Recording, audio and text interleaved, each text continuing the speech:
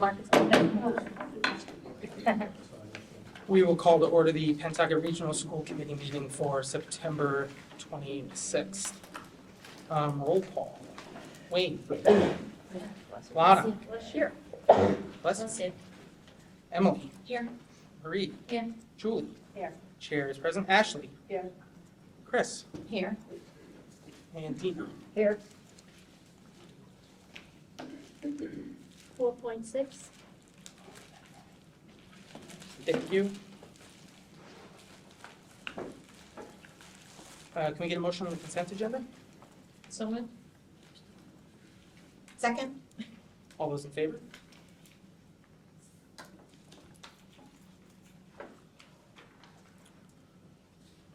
That brings us to public comment. Subcommittee updates. Subcommittee updates. I tried to skip right by it. That was terrible. Sorry, I was excited. Finance and business, go ahead. Other than the item that's on the agenda, there probably isn't an additional update right now. Teaching, learning, accountability. Nothing. Right. Policy.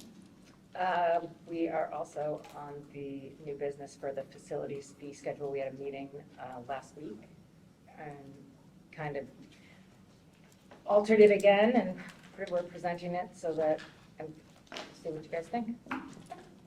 Thank you. Community liaison communication. So we are working on a schedule on trying to firm up a little bit more about attending the town meetings and keeping everyone in the loop with those.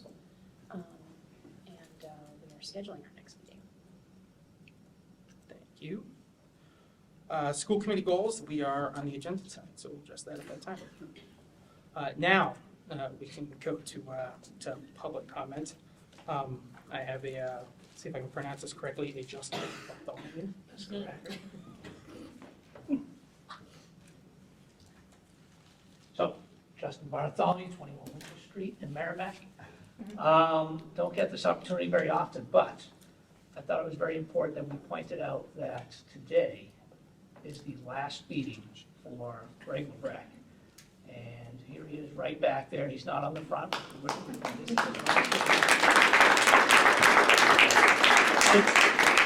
And I think it's not, if you take my position and go back to, I think there were financial situations that our district was in that were challenging.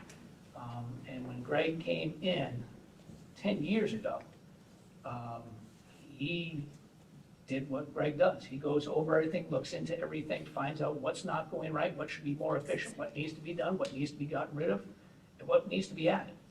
And a lot of what we see today, whether it's bus routes or this building, this entire facility, inside, outside, is a huge part of Greg being part of our district and being here. And I'll just share quickly, like I don't even remember what this meeting was called, Greg, but you and I are down in the State House. What were we, we're in the treasurer's office, right? Yes. Oh, we're trying to get the state to guarantee the loan for this building. Thank you, whatever that means. So my job was to just, my job was to just pitch the whole thing. This is what we're doing, why we're doing, who we are, and we're trying to get a state to, so we can use the state's loan rating and get low rates.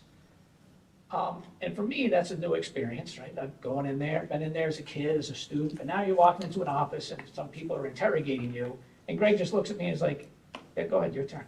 Like, what am I supposed to do? Just need to do? So I do it all, but while we're walking into the office, oh, hey, Greg, how you doing? Greg. And Greg's like, yeah, you still doing this? You still doing that? So it's just constantly his interactions. He knew everybody there. He knew how it was going to play out. But the reason that we've been able to get so much into this project, the reason why the towns, I know it seems $146.3 million is not a small amount, but this project now would be more than 2.25. But the reason why we're there is because Greg knows the right things to do. Has always known the right things to do, shown us the pathway, and we've been able to convince people this is the way we have to go. So while I think so many of us in the community needs to take credit for putting this vote in, I think it's often done on Greg's back. And I don't think nearly enough people recognize the importance he has in our district, whether it's a year-to-year budget or, like I said, it doesn't matter. You can look at the Bagnell edition, this edition, things that have happened to Page, things that the boilers over at Donahue right now.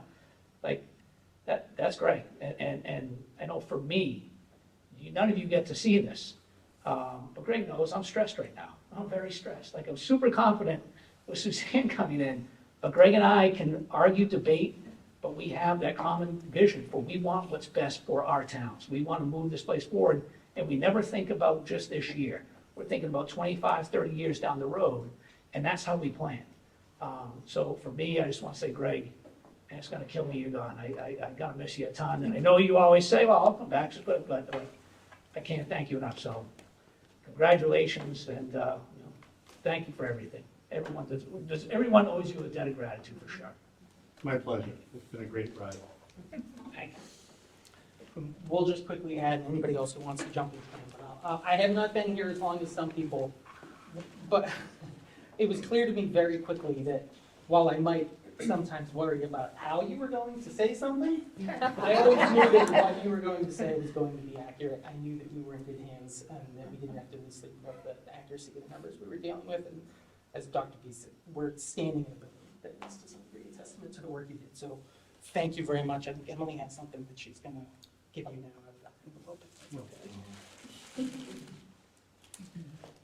Fresh off the presses, Brittany.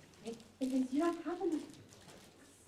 So it says, in grateful recognition of Greg A. Lebret for remarkable stewardship over 10 years that has stabilized and elevated PRSD's financial situation. You have been the cornerstone to our success. Thank you very much. He's not quite done yet, but this is his last meeting, so. He's so I there get for it, now. so, yeah. All right, Thank you. superintendent's news. So a very, very different shift here. I think it'd be appropriate for right now, if we had, as you all know, Des Connors passed away last week, and Des started this year in Beverly, but had been with us from pre-K all the way through fourth grade. So he and his older brother, Frankie, were an integral part of our school community. And certainly our hearts, thoughts, prayers go to his entire family as they go through this. But I just would ask for a quick, or a moment of silence just to remember Des and the impact he's had on our community.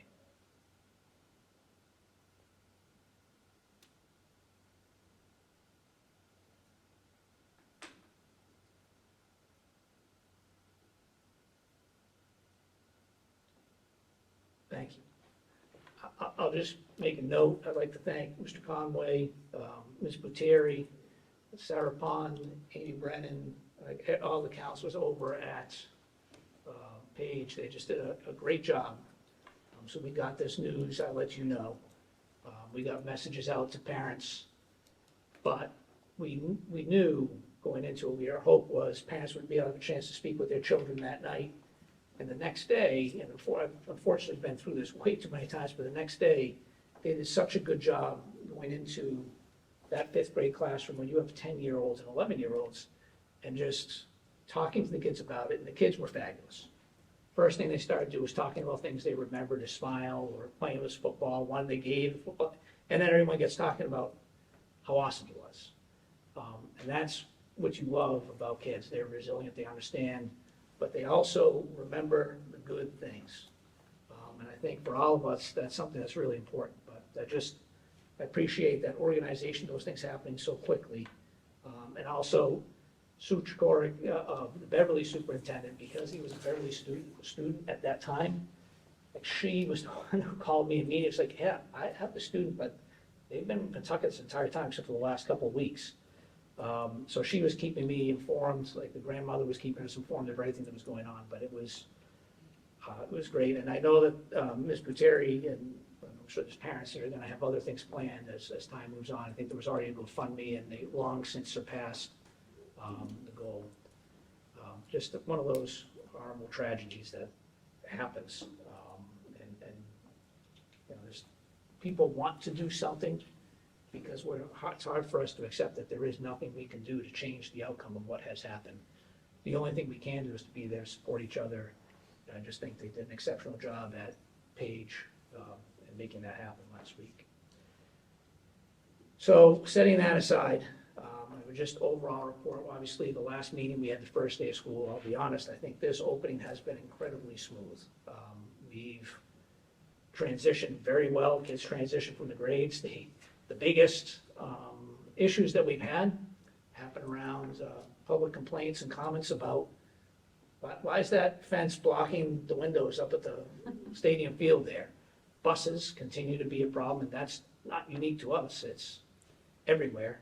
We had a conversation just a couple hours ago where Dan Thornton was saying, yep, I'm on schedule for a 2:45 bus, but then they've called and told me, we can never get you a 2:45 bus, it's always gonna be 3:45. Well, don't tell me it's 2:45. But we're able to counter that because, again, one of Greg's visions, we now have 2 vans, and those were used for the first time this weekend, right? Yesterday.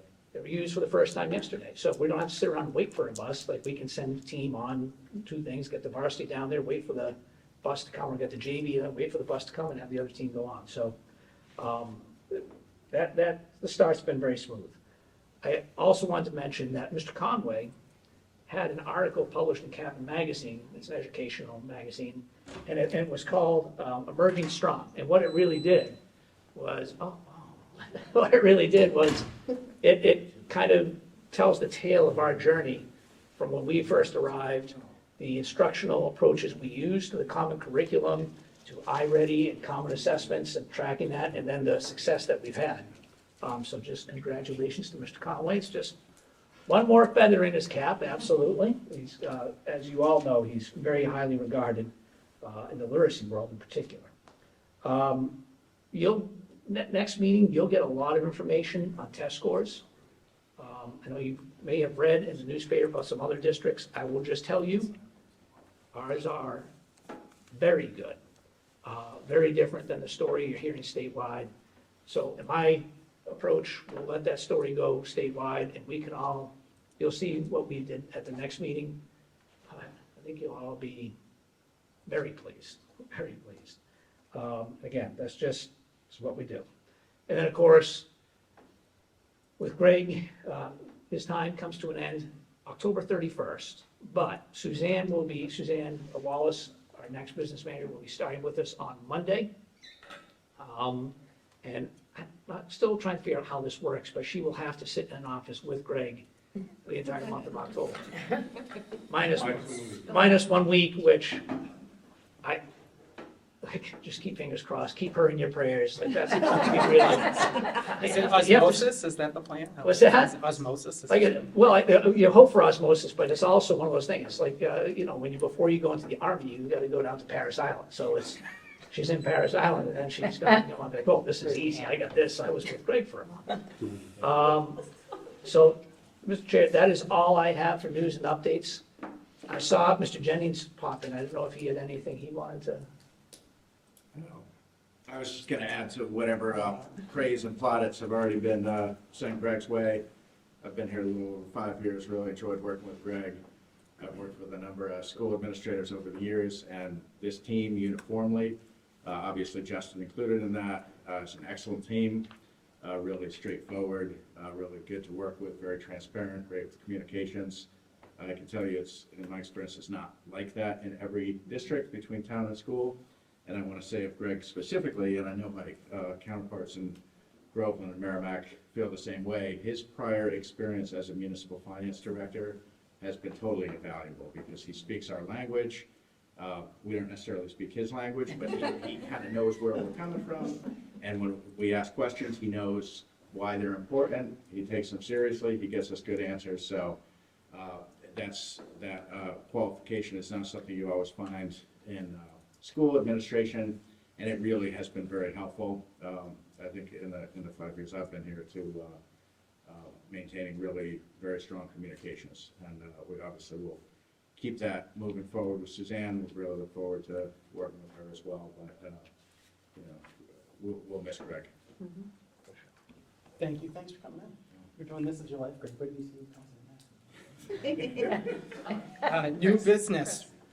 Oh, Hopefully it's not my bookie. Separate topic, but something I wanted to mention. So when the principals offered tours of the schools. I was able to go to 4 out of the 5 schools. I think, Well, I went to one, Right. and then I couldn't go to the other ones, but then I'm going to the one that Brenda had suggested. Right. In October. So they offered it, I was able to go. All the principals said, anytime school committee want to go in, I mean, truthfully, walking through those buildings, whether it's during the day or not, gave me an insight into, there's a new program in the special ed department over at the Bagnell School, and there's changes in others, and I just missed the activities fair. So I think getting into the buildings is a great idea.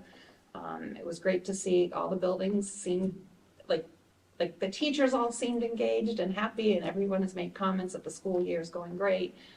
So I encourage all of you, reach out to the principals if you feel that you would like to see something that you're not as familiar with.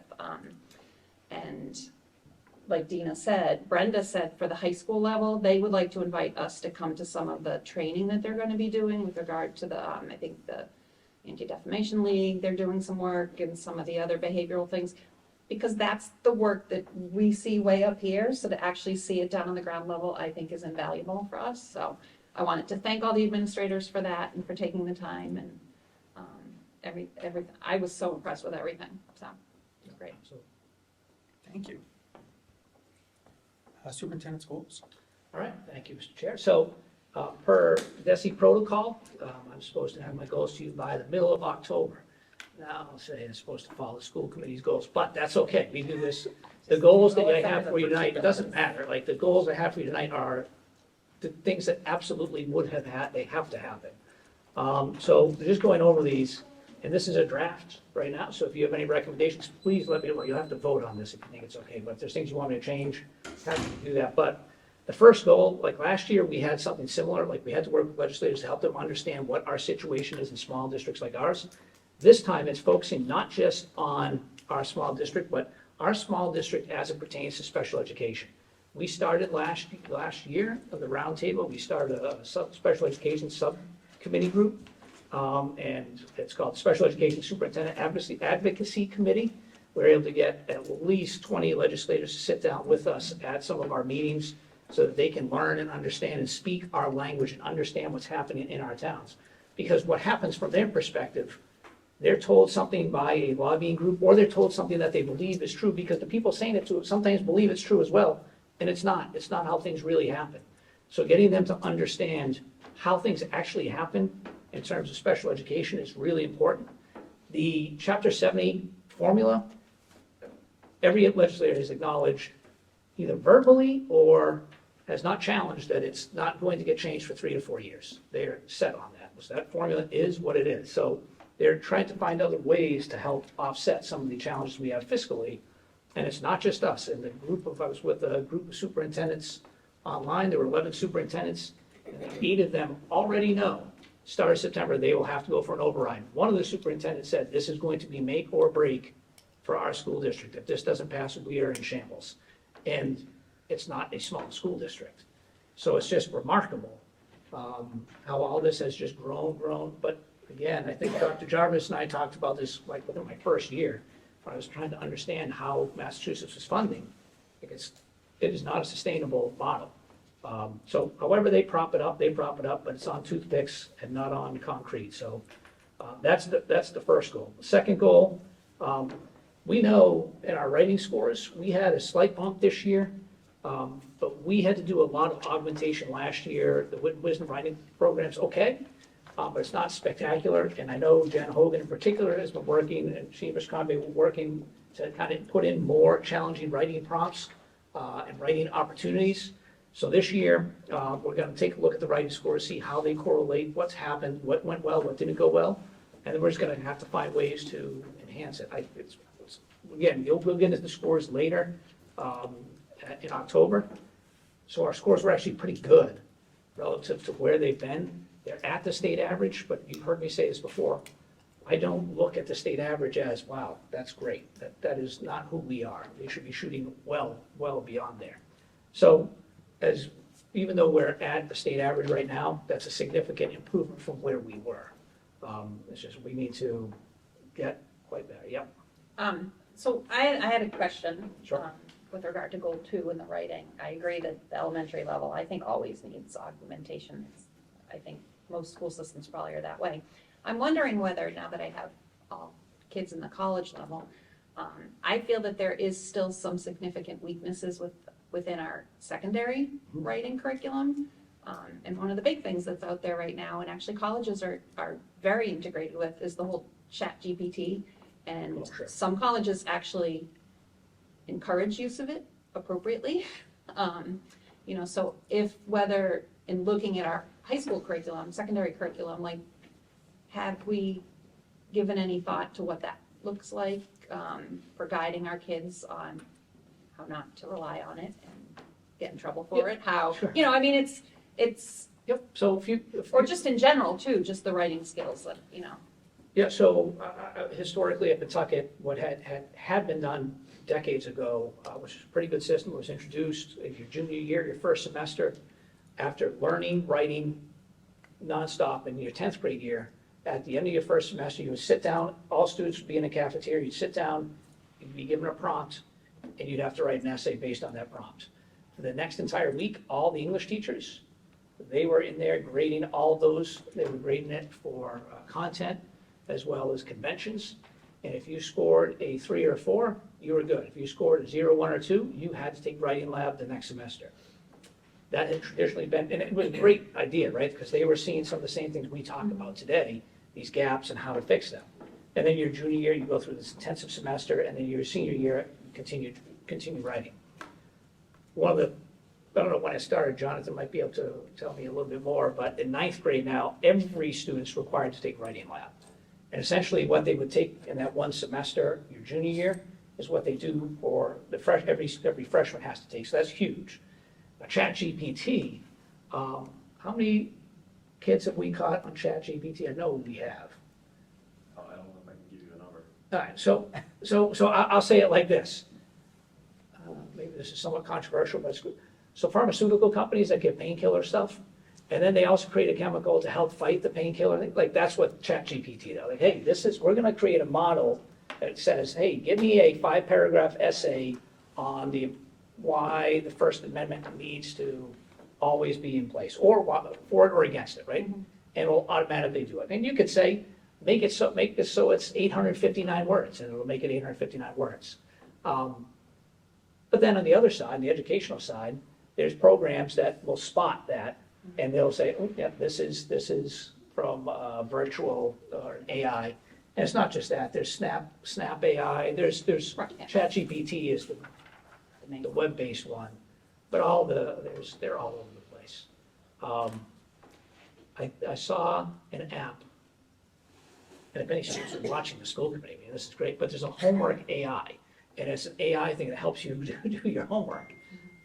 So it exists all over the place. I know there's some teachers who have, if you were an English teacher, how would you combat that?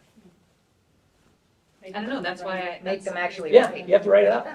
Yeah, so you don't get to type it anymore, you gotta sit there and write it. So it's amazing, if you're pumping, and if it's you're submitting essays that are amazing, and all of a sudden I sit and ask you to write an essay, and you can't, that's, you clearly are doing something you shouldn't. I'm trying to think, there was software that's come out, it's been out for well over a decade. And you can pay for a cheaper version, a more expensive version, but it will catch plagiarism, it will catch all of these pieces. I don't know that we have any of that in place right now. Either of you know? I don't think we do. But there's software we could purchase Right. from the people who created the product to begin with, but, you know. It's also worth noting that goal number 2, at the level that you're doing it at, preempts some of what we're talking Yes. about, right? That if you build those foundations in elementary Yep. school, some of the concerns that you have at the upper levels around this But I right, think are addressed a little we're bit, looking so. at a population at the secondary level who probably did not get that Yeah, amazing teaching. And I'm not saying it was bad, I think it was some kids slipped through the cracks, you're getting the COVID years in, aging into the high school where they might not physically have the skills that needed, and then, yes, I think it's tough to project. If you go down and break it down by age level, I would think the upper secondary, so your juniors and seniors are probably the most and the biggest weak spot, but far better off than their predecessors were, just because the foundational skills that they were able to get. Yeah, but I think things like the writing lab, like they do a lot on writing. And this year, focus on writing, particularly at the elementary level, that will be in place. The kids at the secondary level now, they're asked to write, how many essays, Jonathan, last year was a collaboration between social studies and English. They were required to write so many essays, and then it was you run a correlation between, okay, here's how their essays are rated, here's how they perform in school, like what are the correlations are there? So we're looking at all of that data that we just do homegrown, that's not statewide, to see where is it that we need to do more interventions. And if you finish, like your question, like if you finish a semester of writing lab and you're not good enough, do you go back to that junior year model? We'll give you another year, but junior year, at the end of the first semester, do you then have to lose this elective because you have to be able to go in there and do writing lab? I think the biggest piece is that colleges and universities, they love that we teach writing lab to ninth graders. That's in there as a course. You don't see it super often, but you know you're gonna get kids who understand that the conventions in particular, the content is usually always good for students because they have such great knowledge, but the conventions of how it's supposed to look, how you're supposed to respond, where things go, that's really important. So I guess, could some of that go into goal 2? Sure. To make it less focused elementary, because I still feel that secondary has some Yeah, okay. weaknesses. Sure, I can add something in there about secondary.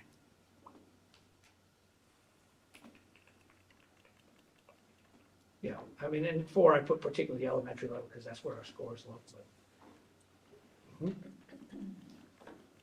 Goal 3, so this is just something that's, if you go into my office, you'll see a few things that are on the list, but it's develop a clear pathway of advanced courses. So we've had a lot of chatter about AP courses, other advanced courses. So what we want to look at, when I came in here, they were called, what were they called? Innovation Academies. Innovation Academies. So there was massive funding that came in for these Innovation Academies. Those funds went away, but the academy stayed. So you have these fragments all over the place. So what we're looking to do is say, okay, here are the pathways. You get your core math, English, science, social studies. You get arts, you have PE, wellness. So what are those pathways look like? What are the advanced courses that are available to those students? So that's something that needs to get nailed down and needs to get communicated out well in advance. The second part is we need to look at, again, graduation requirements, which may be changing. I don't know if that vote makes the ballot, right? So some graduation requirements may be changing, but we might want to look at things. We might need to change them anyway. We've dug into a lot of background research. One of our courses that we take for a full year, we give 5 credits. Right? So in most places, you will get 1 credit for a full year course. We get 5. No one knows why that is. It just always has been. That's the way it's in our system. So there's a few things we need to look at. Our GPA scale is out of 4.0, but an A+ is 4.3. So if your GPA scale is out of 4.0, you can't have a 4.3. So there's things we need to button up and take care of along that. So all of that's included in goal 3. In goal 4, so Mr. Seymour and I spent literally the entire day going around the exterior of this building, trying to document everything that's just on the exterior. So phase 2, we've not accepted all of phase 2. So Pentucket does not own all of phase 2 yet. Phase 3 is still not done either. Like they're still working. So you'll have people ask questions about, you really need to put a sign there to make that show that's the entrance. We are hyper aware of that. Like we know. Like we're doing one thing at a time. Can't go like this. The whole thing of doing that and everything being done just doesn't exist. So we need to still make sure we stay on top of all these pieces. I think on site right now, all you have are the landscapers, and then you have a couple people from WT Rich, mainly Kyle and Matt, right? And that's pretty much it. They're the only ones who are on site anymore. There'll be a few groups that come in, like that fence that's in front of the press box.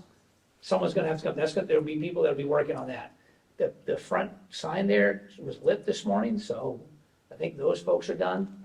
But there's gonna be people that are gonna have to come in, put fence around the rest of the multi-purpose field, so the fields, hockey, softball, baseball field space there, that has to get done. So there's a lot there, and then even after that's done, it's a 1-year punch list where if we find it, they gotta fix it. And after that year, there's still about under another year now. The MSBA is still involved in this because there's still warranty issues and things like that. So we are just under about 2 years before the MSBA exits out. But at the same time, like, this is just not fair for me, but we still have a list of proposed change orders that Greg had just handed me right when this meeting started. And he said he was fired up about it, and I don't like the way this looks either. So these are things that I noticed there's not a total here on the bottom, but let me just quickly go through. These proposed change orders at least add up to about $300,000. Right, the top one didn't send you over the list. That's Yeah, I brand said, yeah, sort of a year ago, sure. new. No, No, it's new. Yeah, well, I know, because it says 12/1 through 8/31. When did we talk about that? I don't know, but I asked, like, wasn't this part of the old one? And they said, no, this is new. Yeah, when was that discussed? So, doesn't matter. Yeah, it doesn't matter. Different conversation. Yes, Nina? Were these, are these new from when we discussed last week? Oh, from the At the building building meeting? committee? So some of these are included. Okay. Some of them, they do updates, so there's reviews, some of them have been accepted, so when on the building committee meetings, when they have them listed out, some of them are still need to be reviewed, but they've accepted more of them. Minor ones, like, here's one that was accepted for $336. But another one that was accepted for $1,012, there's little things like that, but there's ones listed on here for $98,000, $84,000. So some of these are like wetlands and conservation. So ones we haven't seen in the building committee? Is that I don't what think you're we've seen wetlands and saying? I don't conservation. think we have. They carry that in an allowance, but there's some on this that you haven't seen yet. There's some on that I hadn't seen yet until at noon today. That's why I was a little upset.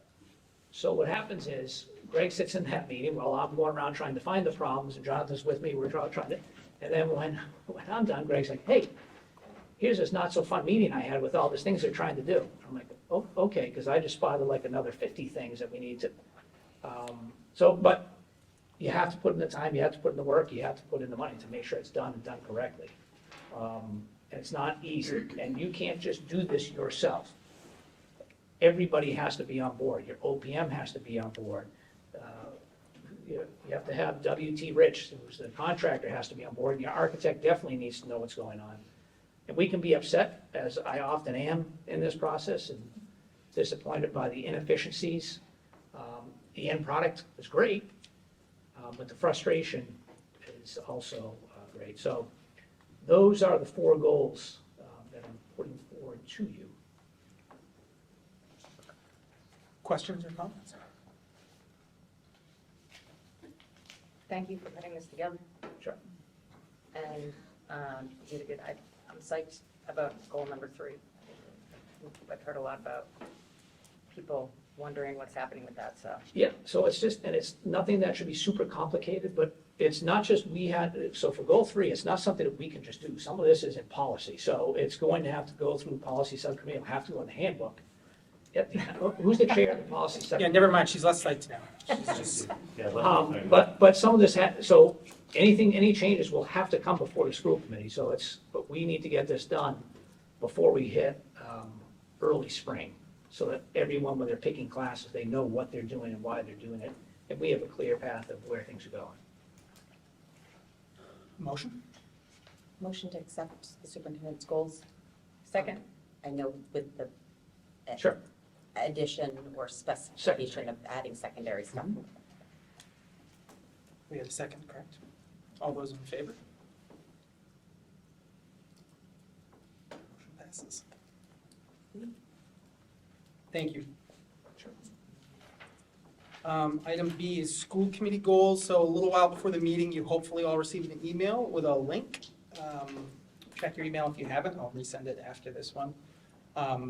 The subcommittee of Emily and Dean and myself met prior to the weekend or over the weekend, and sort of sketched out a skeleton based on some of the feedback received, some of what the superintendent had provided in his own goals.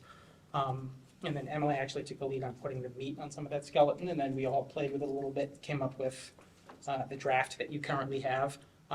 You're all able to comment on that. You can either do it directly in the document, or you can come to any one of the members of the subcommittee directly with some feedback, and we'll look to incorporate that and have a final draft to vote on at our next meeting. And just so it's, I mean, probably it's clear, but depending on what device you're reading it on, the goals themselves are like the top part, and then the benchmarks or what we might do to achieve those goals are below, because in the past, sometimes we put it all together and it's way too wordy and cumbersome. So have a look, dive in, and like I said, we'll And they're incorporate it, relatively in sure. line with the superintendent's Yeah, goals I as think well, we're- so I think we're since in we decent shape. didn't meet our timeline, you know. That brings us to item C, appointing a school committee member to student council. I'm going to kick it over to Wayne for a little bit here, since he was our person on that over the past year, and he's going to talk a little bit about that experience, about that role, those responsibilities. School committee, the student council meets every Thursday morning, 7 o'clock. We usually about 20 members, and they discuss all the ongoing happenings, and they try to put together their programs throughout the year, and they usually address them one at a time. Since we've all been to high school, we remember a lot of the things they talk about. Faces have changed, but certainly what they talk about is exactly the same, from Spirit Week to Color Day to organizing teacher appreciation, etc. It's fun. You get to, there's not a lot of interaction. I guess maybe because I'm an old man, they don't feel it necessary to talk to me, or maybe they can't see that I'll talk back. But I sit in the background, and it was kind of neat. Brought me back 50 years, as though I was in high school. Sitting to watch. Both advisors are wonderful. They do a great job. The fact that we have one or two of the school committee members on ours, they keep us abreast, and they can keep their council abreast as well. So not a lot of homework involved. There's not a lot of, you have to do beforehand, but to be there to assure them that, yeah, the school committee does care, and if you do have a problem, question, or anything else, you have a pathway there.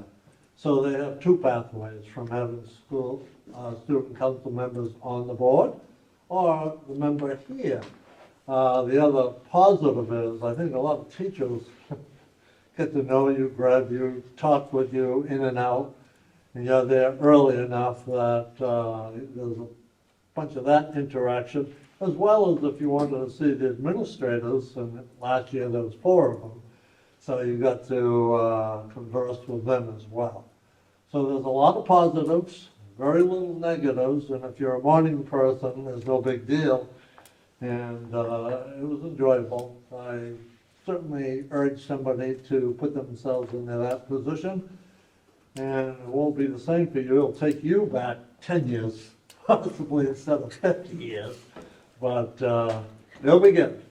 And what's the schedule availability like again? Sorry, Wayne. How often do they meet? Thursday. When? Every Thursday, 7 a.m. I usually beat everybody there, as I always did throughout my God bless you. career. I was in the cafeteria waiting for everybody to show up. So I guess I would like anybody who's interested, reach out to me, and we'll figure it out. Hopefully by next meeting, we'll have some. Go ahead. So I'm just gonna make a comment that I provided you before the meeting. So we just got the September issue of the that's good, yeah. MSAC thing. The way that we're doing it at Pentucket isn't necessarily the way that we're supposed to be doing it. And, Regarding student council. Regarding that talks about both. Yeah, So there's supposed to be I forget what it's called because you have it right there, but there's supposed to be a student advisory council or something. And they're the people who are supposed to meet with the school committee 4 times a year, so that looks somewhat different than I think what we're doing now, so. as far as specifically the student council, that we are supposed to have a representative sent to this. I mean, No. but how is it historically? That's in our policies. Yeah, that's in ours. It's in the But bylaws. according to That's what I what- mean, though, we specifically have it in our bylaws. But what the state is, and MASC is telling us, looks very different than what we're doing right now. Right, so that's not statutory, correct? Or is it? I don't know. I haven't looked at it I yet. don't You handed it have to a me piece before of the meeting, paper, so I read it and I said, I'll take a look at this it, is kinda definitely. different than what we're actually doing. So we'll definitely, yeah, let's definitely take a look at it. But I think that's the role that we're looking for this position to be, and I think that role has changed over the years. And I think Pentucket, I mean, we had a hard enough time trying to get students to be able to come to meetings. But I think that's not necessarily what the state has intended for this relationship. And I know that there are schools across Massachusetts that have it set that way, because I think when we go to like I know when I went to the MASC conference in the Cape, there were students who do it the way that MASC is telling us to do. And that's the interaction really that we're supposed to be having. So it's a complicated question, right? If we have bylaws in effect that ask us to do it one way, if those are not in compliance with either something that is statutorily required, or else we're gonna have to resolve those differences. Right.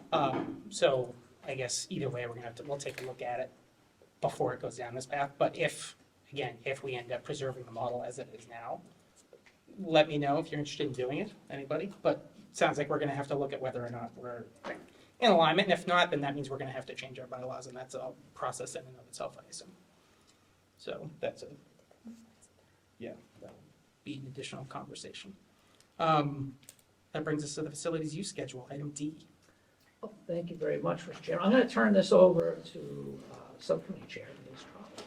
Well, we met and with a lot of feedback from all concerned parties, different groups, who have a stake in participating, using all of these fields, and we understood, it was our first crack at it, and we understood that we didn't really, it's growing pains, it's not gonna be perfect at first, we gotta figure out what works and what doesn't, so we kind of went through everything again,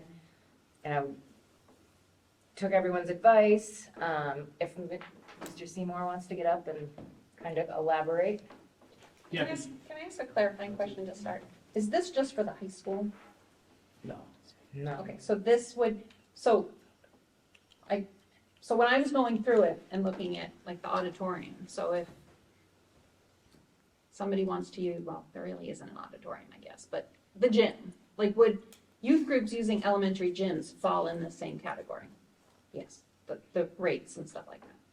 Yeah, but, so the but part on that is, I think when people first saw the schedule, they were freaking out. You want to talk about it, but, so Jonathan will talk about it, but they were freaking out. And I know, I got a phone call from Mr. Chair, he's like, look, are these groups, they're saying they're gonna be bankrupt if they pay these fees. I said, well, what fees do they think they're gonna be paying? They said, well, they're gonna have to pay this amount per hour, this amount per custodian. I said, but they're practicing during the week. We've never charged any of those places for the week, and that will remain the same. So none of that changes. I think there was one of those reactions where penny, the sky is falling, this is the worst possible thing, they're trying to just get money, as much money out of us, and that's just not the case. I'm not sure why that's a trend nationally, or definitely locally, where people assume the worst and don't even hope for the best, they just hope for the worst. So they get you on social media, but I think we all know that has never been our school committee's intent, it's never been our district's intent, never been my intent. Our goal has always been people who want to get them in here. I don't care if they're senior citizens walking the halls, they want to use a classroom on the weekend to do pottery, whatever it is. They want to use all the fields, get them in here. So we've, I think, done a good job dispelling all of that with the groups who are using the, so what, do you want to just talk through it a little bit? Sure. Yeah, so as Dina said, we have met on a number of occasions and we have made a number of revisions to this. We did look really intently at some great feedback that was provided to us by some of the groups that would be users of these different facilities. We've got the three different levels there, the A, B, C, which tries to distinguish sort of where this group is coming from and what they're about. So, most of the groups that are using our facilities are falling into that A category, and they're not paying anything for the actual space itself. If they're using it on regular hours, then there's custodial fees to open up and things like that. One of the things that got a lot of discussion and a lot of feedback from us is that we added something new that wasn't in place before, which was an event administrator. And really the intent for that was to make sure that the groups using the space were using it and sort of staying in bounds and not ending up in places in the building or, maybe using and abusing things that they shouldn't be doing. Yeah, mistreated. So we took, I thought, a creative approach to that. So we didn't take it out, it's still there, but we have a number of asterisks at the bottom of this. And one of them really speaks specifically to the event administrator. And essentially, we said if the group is willing to identify someone from their organization who's going to be in that role. So I'm not just there to watch the game. I'm there as that group's event administrator. I'm not speaking of myself. I'm saying like if I was a basketball parent or whatever it might be. The group needs to identify somebody that's like, that's your job, to make sure that the kids stay where they're supposed to be, if this happens, whatever it might be. So that if you can do that, then you're not going to end up having to pay for it. If that's not something that you can take on or that you don't want to, then we will have somebody come and staff that for you, and you can pay that particular fee. So we thought it was a creative way to make sure that we get our point across. And I'm working through identifying like specific expectations for each of the different facilities that we're using, so it's really clear. And then I do an orientation with that person to say like, all right, here's the space, here's our expectations, this is what you're supposed to do, this is where you can be, this is not places that you should be, those kind of things. And then, try to swing by and check and just see that everything's going pretty well. So that speaks specifically to that one little piece. And again, as we've made adjustments to the costs of different things, custodial fees, various things. And we've had a number of groups that are now using the facilities, some at no cost, some at some cost, depending upon where they fall, in that. So I don't know if I'm calling on you for questions, Emily, but I know you have questions. I need Mr. Seymour you have now, so part of our discussion on Thursday was you'd gone through a weekend where there were events going on. Yeah. And that discussion came up about the event administrator. Yeah, so we have had a number of groups that are using the field. So we've got a youth field hockey group using every Thursday night. We have a men's soccer league playing on Sunday mornings. We have had a flag football sort of jamboree all day long on a Sunday. And we've had one Sunday where we had youth football in the stadium, 4 games there from 8 in the morning until 4:30 in the afternoon. So I rolled this out, the fee schedule to them, explained, hey, this is great. You guys aren't going to have to pay the event administration fee. And they were like, well, we actually think we'd be more comfortable if we let you do it. So then we ended up staffing that event administrator position. I think it really contributed to a really good event. One, again, we were really clear with our expectations. They were written. I went over it with the leadership of the group. They distributed to their membership. We were there as with event administration and custodians to, checking the trash bins and emptying them out all day long. There was a lot of people throughout all day long, and also there to manage and say like, no, you're not supposed to be there, and no, that's not the one-way direction. The direction's the other way, and telling people to put their cigarettes out, and all of these different things that go into making sure that an event is run well. So it was a good first day. They'll be back on Sunday for a couple of games, and so yeah, we're off to a good start, I think. I totally get all of that. It sounds great. You've really taken a lot of feedback. My question around the event administrator, if that is delegated to the group, is there something in place for if they don't do their job? So if they don't do their job, the next time they have an event, I'm not presuming positive we intentions, would, but we would then say you need to have us do that for you. That's the way it works. You get a chance, if you don't do it well, then you're Yes, paying. at cost. I just want to make sure that we're preserving And, our again, investment. public meeting, we're here, like, so I want to clearly state, we assume that people are going to do what they need to do. Absolutely. I'm being really clear with what we're asking them to do, and so far it's worked out really well. So we hope that continues. Yeah. So when we supply the event administrator, one person? I would say, and again, so Chris asked the question, does this apply to just the high school? Is this all the district? right? So, and you look at this schedule, there's all kind of number of different events that could be in all these different spaces. I think generally speaking, yes, it's probably one person. And I'm just framing it that way to say there are some events that might require two, and that's one of the things that I have some discretion around saying, like, this is a huge event. Maybe it's a giant dance competition or something that's coming in. We have some of those groups coming in later this year in the auditorium. It's like, we need multiple people to make sure this thing runs well. And if that would be the case, we just say, hey, you need two of these people. And So- again, like, the cost of that event administrator, the cost of the custodian, if you're in the tier A, we're not making any money off of that. There's like a buffer of, like, the custodian cost there is what their overtime is. And the 3 hours is the minimum in their contract that they're gonna show up outside of their hours. So it's like, we've tried to make it for the A group, which are our town groups, like, as affordable as possible. So, go ahead. I think Lana, you hadn't gone yet, and then hold on, then Chris, go ahead. And then I'm sorry, did the rollout of the click here online for information, did all of that go live if I'm an So outside you mean group? And- our new system, the Yes. FMX, it's called FMX if you're not familiar with the new lingo. I think it has gone well. If you go to any website in the district, whether it's a district site or any school site, it's right there at the top. It says book facilities, and you click it, and it takes you to this site. Someone's going to do it while we're all Absolutely. talking. And then, you're either a returning user or you're a new user. I occasionally have some questions. I try to walk people through it. I think it's pretty straightforward. If you're a new person, you click on it, you upload your group's insurance certificate. I have to view that. I have to make sure that it's legitimate, and I have to enter the expiration date, and then I press go, and then you're now a live user. Now you can make requests. And so we have hundreds of requests. So.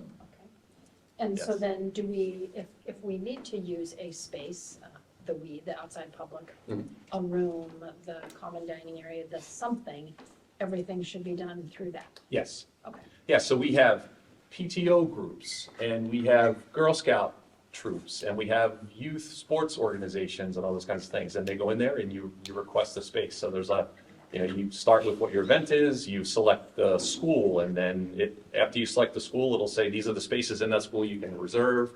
And you plug all that in, you plug your dates in, and you press submit, and then it comes to me, and I take a look at it. Thank you. So similar to the admin per event, I'm assuming depending upon how much space is being used, sometimes you'd need more than one custodian. Like, I'm thinking dance competitions, and Yeah. you've probably seen backstage, and so that would be through that request, you'd kind of evaluate. Yes, so people are requesting the spaces that they want at the frequency and the length of time. There's a place to check off in the request, do I need any sort of like audio-visual support, like technical support, so particularly for the auditorium. We then get Kevin Berube involved, and then he assesses based on what their group is, what they need, and then, he and I are working together on his role, and then do we need additional staff? Do I need somebody doing can't speak, lights or sound in particular? So he's assessing that need, and then, all of those things. And we do have a couple of big groups coming in, so we'll have to see, how those go. So those are groups Kevin has worked with before, so he said they're good.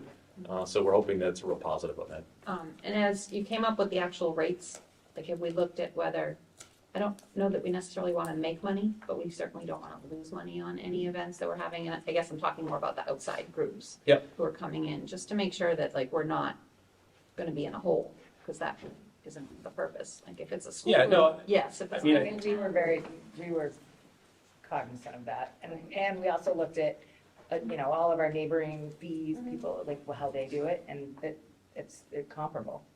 Yeah, we did. We looked at a bunch of the, just most schools, you can just go to their website and look at their fees, just like you can look at ours. So, we use that as a starting point. I think one of the, and I think we're going to have to go through this a year, and then we're going to have to come back with some revisions, I would expect.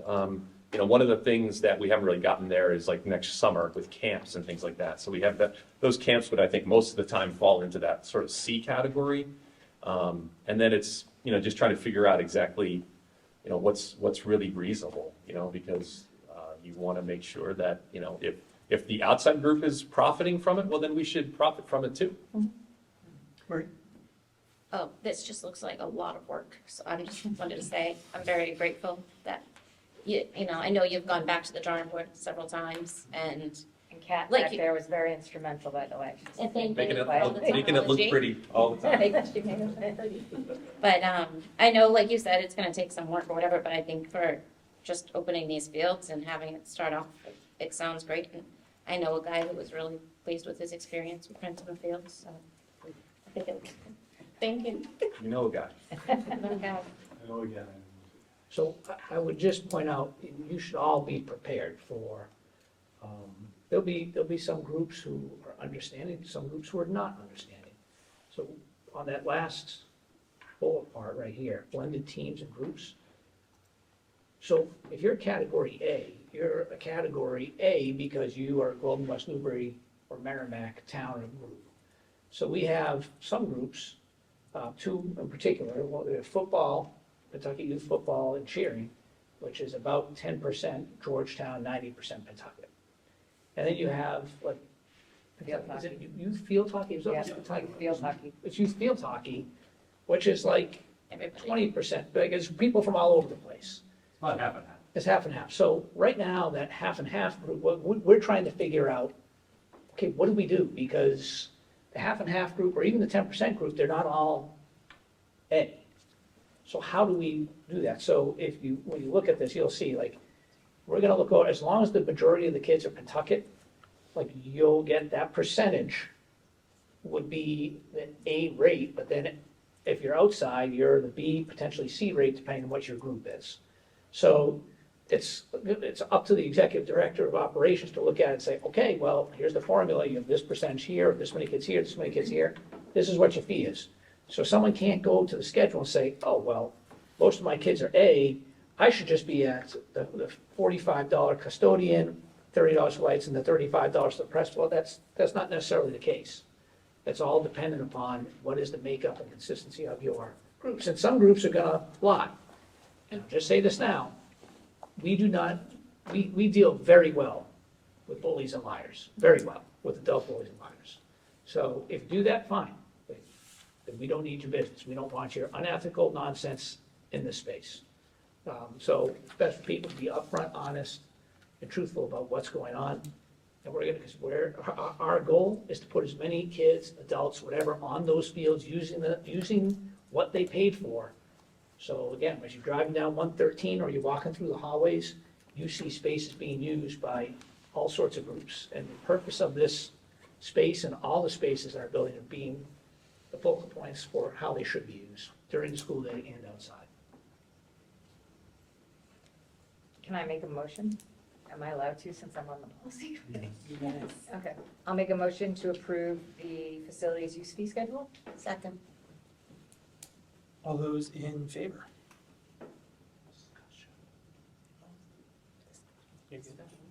Any discussion? Motion passes. Thank you again for all the work, Again, thank you. everybody.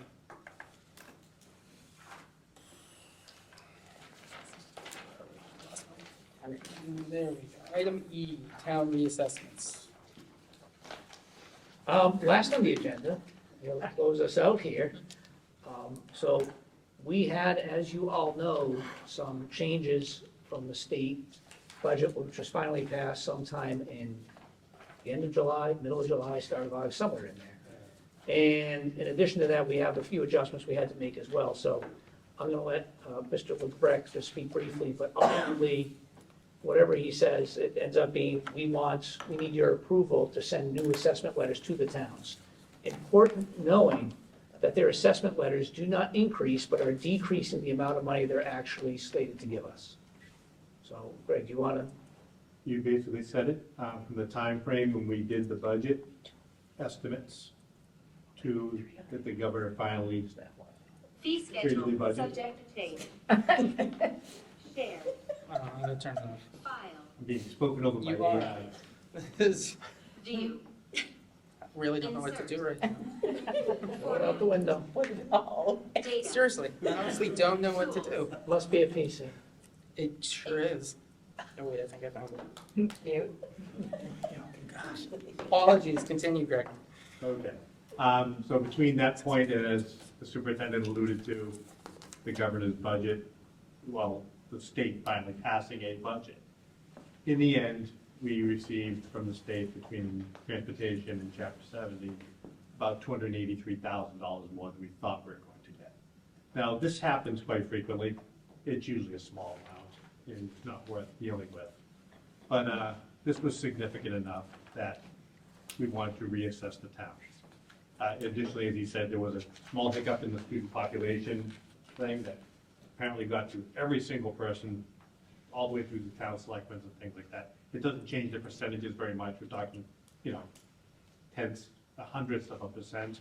So it's not the bigger driver in all this. It's the new additional funds. But to make everything right, it seems that this would be the year that we would reassess the towns. As the superintendent alluded to, it doesn't affect our budget. It's still the same amount. It's 2,970, whatever. I'm sorry. Doesn't change a thing. It's just how much the towns have to give us. Hopefully they'll save it in case they need it for next year, or if they want to use it to buy a one-time event like some firefighting equipment or something. Great, that's up to them, but we don't need it, quite frankly. So it'd be the right thing to do to reassess them.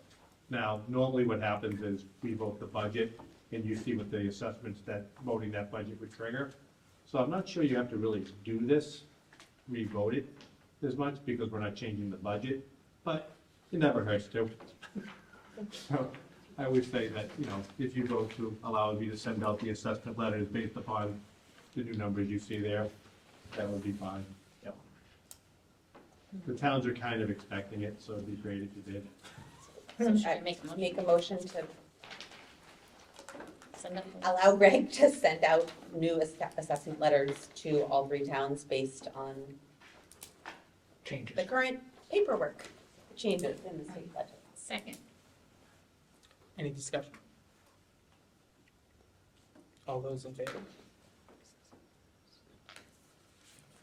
Motion passes.